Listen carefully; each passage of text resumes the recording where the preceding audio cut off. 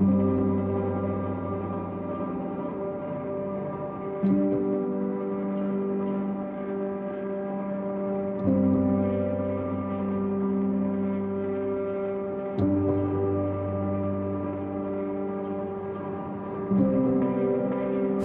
good morning. Can you share with me your name, age, where do you live?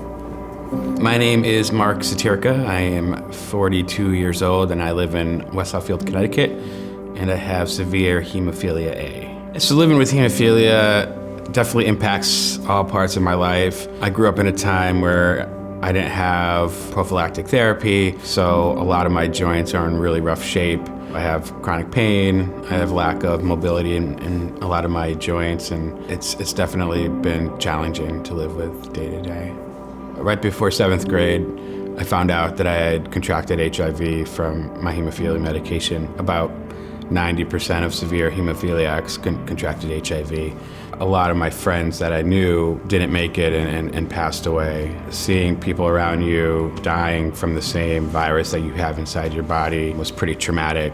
I just remember kind of having this guilt that somehow I was alive and he wasn't, and the next friend that passed and having that same feeling. So I just kind of lived with this guilt that somehow I survived and they didn't.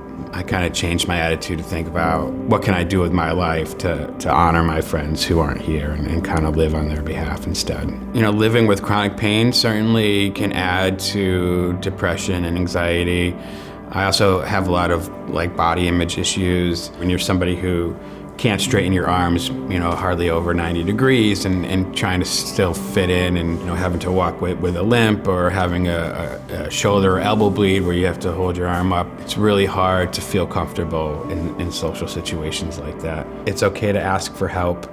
It took me a long time, well into my adulthood, to realize that personally and professionally, and I wanted to do everything myself. Being able to stop and say, okay, I need help here, it's okay to ask for help, I think is an important lesson for people in this community to know. There were these challenges that many people in our community were facing with mental health that weren't really being talked about or dealt with. Mental health challenges are normal. We have all these amazing community members coming out and sharing their stories to make sure people know that they're not alone with their mental health challenges.